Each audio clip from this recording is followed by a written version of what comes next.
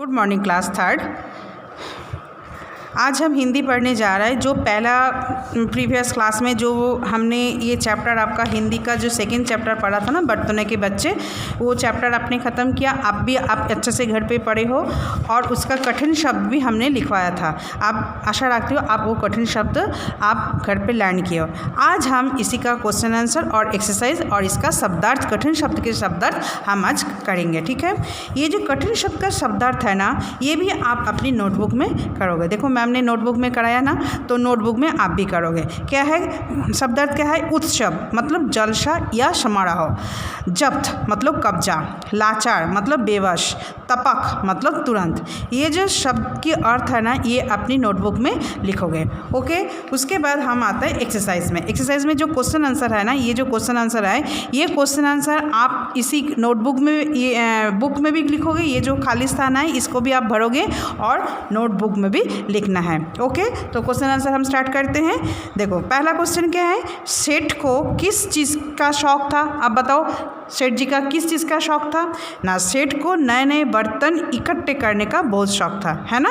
अच्छा, ओके। अभी next question, सेठ से लोग क्यों डरा करते थे? बताओ, हमने अपने कहानी में क्या पढ़ा था? लोग, गांव के लोग क्यों डरा करते थे? क्योंकि ना सेठ उनसे बेईमानी करके उनसे दोगुने बर्तन वसूलते थे। तो इसी कारण गांव के लोग इससे डरते थे। तो आप क्या आंसर लिखोगे ना? सेठ के पास बहुत सारे बर्तन होने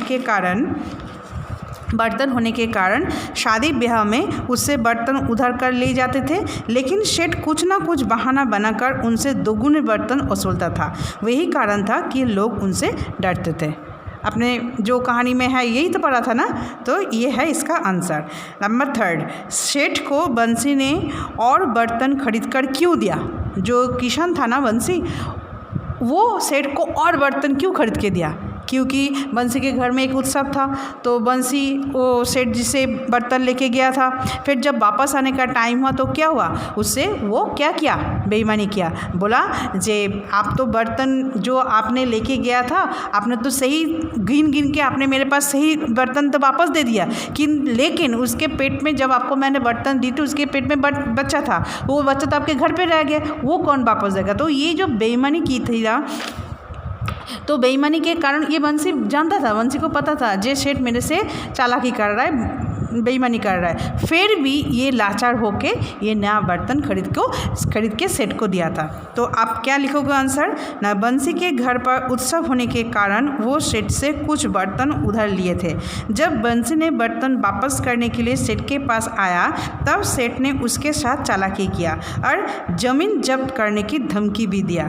तब बंसी लाचार होकर कुछ और बर्तन खरीदकर सेठ को दिया था, है ना? तो आप ये भी लिख सकते हो और थोड़ा दो लाइन आप इसमें ऐड भी कर सकते हो। जो सेठ जी ने बंसी को क्या था जो कहा था ना, जो आप जो बर्तन लेके गया था, ये देखो इसमें लिखा हुआ है, कहा जी ये बर्तन तो ठीक है, लेकिन इनके बच्चे कहाँ हैं? ये सुनकर बंसी सेठ का मुंह ताकते हुए बोला, सेठ जी भला बर्तनों का कोई बच्चे होता है? ये सुनकर सेठ गुस्से से बोला, मैंने जब तुम्हें बर्तन दिए थे तब इनके पेट में बच्चे थे, उन सब का जन्म तुम्हारे घर हुआ होगा, जाओ उन बच्चों को लेके आओ, ये बोला था, है ना? तो वो भी आप इसमें से थोड़ा सा शॉर्ट करके लिख सकते हो, या यह मैम ने जो आंसर लिखा वो भी लिख सकते हो। ओके, अभी लास्ट क्वेश्चन क्या है?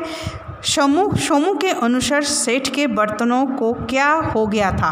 सोमू क्या बोले थे सेठ को? उसके बर्तनों का क्या हुआ था ना? सोमू के अनुसार सेठ के बर्तनों को बीमार हो गया था और वो बहुत इलाज कराने के बाद भी सबके सब मर गए थे। यही तो बोला था ना सोमू, जे क्यों वापस नहीं दिया? जब उनसे सेठ जी ने पूछा था तो क्या बोला था? जे वो बीमार हो गया था, मैं डॉक्टर के पास लेके गया, बहुत इलाज करवाया, फिर भी वो मर गया। यही तो बोला था। तो ये आपका आंसर है। ओके, तो आप नोटबुक के अंदर क्या क्या करोगे? सबसे पहले आपने तो कठिन शब्द कर लिया था, उसके बाद कठिन शब्द की शब्दार्थ करोगे, फिर प्रश्न उत्तर लिखोगे, वो भी नीट एंड क्लीन, और लर्न भी करना है, सिर्फ लिखना नहीं है, लर्न भी करना है। ओके, अब आते हैं बुक्स के अंदर एक्सरसाइज। चलो क्वेश्चन नंबर 2। क्वेश्चन नंबर 2 में क्या बोला है, सही उत्तर पर सही का निशान लगाओ। जो सही है उसके अंदर आपको टिक लगाना है। अच्छा, सेठ को किस चीज़ का शौक था, बर्तन बनाने का, नए नए बर्तन इकट्ठे करने का, या नए नए कपड़े पहनने का?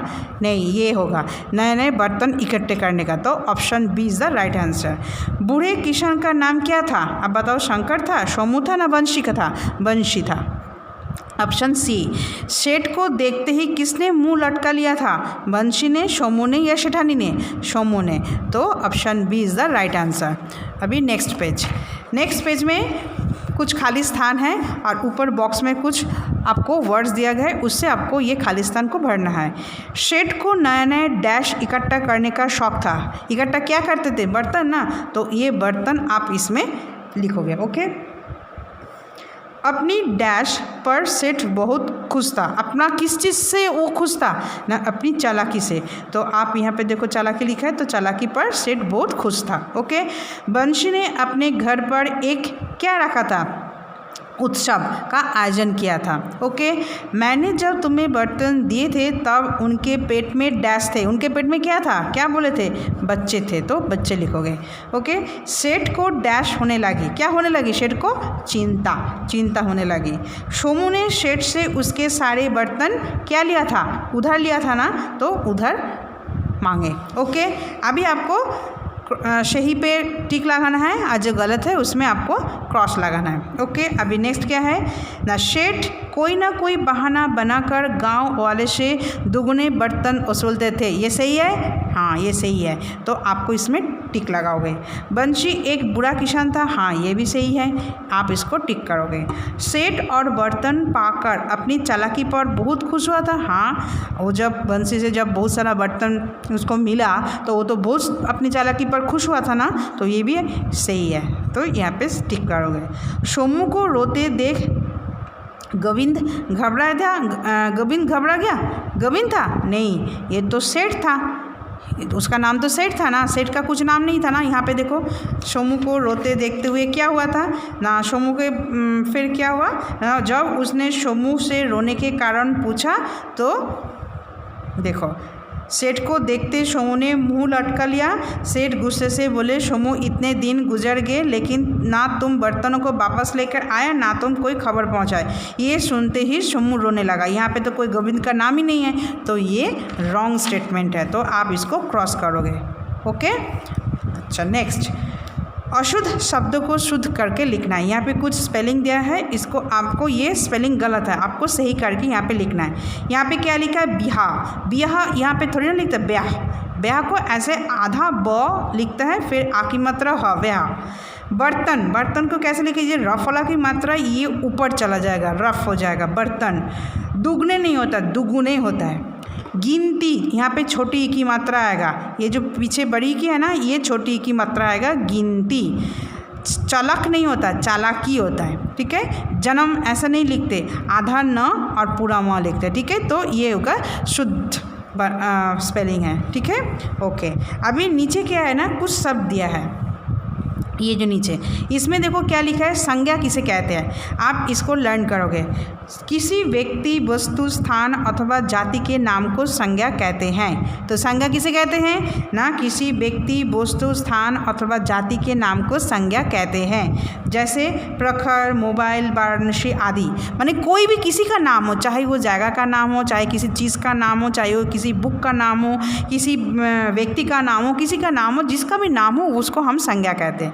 तो इसमें कुछ नाम, इसमें कुछ लिखा हुआ है, जो संज्ञा है उसको आपको गोला लगाना है। देखो, बर्तन एक जाति मतलब एक चीज़ होता है, तो ये हमने गोला बनाया। सोमू किसी का नाम है, गोला बनाया। वंशी किसी का नाम है, गोला बनाया।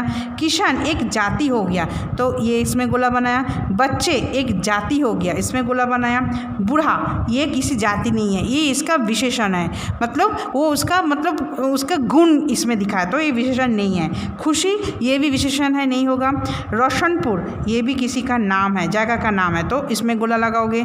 फिर शेठ ये भी किसी का नाम है, तो आप इसमें गोला लगाओगे। फिर है ये चाल, चाल भी ये एक गुण है, मतलब किसी का संज्ञा नहीं है, मतलब जाति स्थान किसी का नाम नहीं है, तो इसमें गोला नहीं लगाओगे।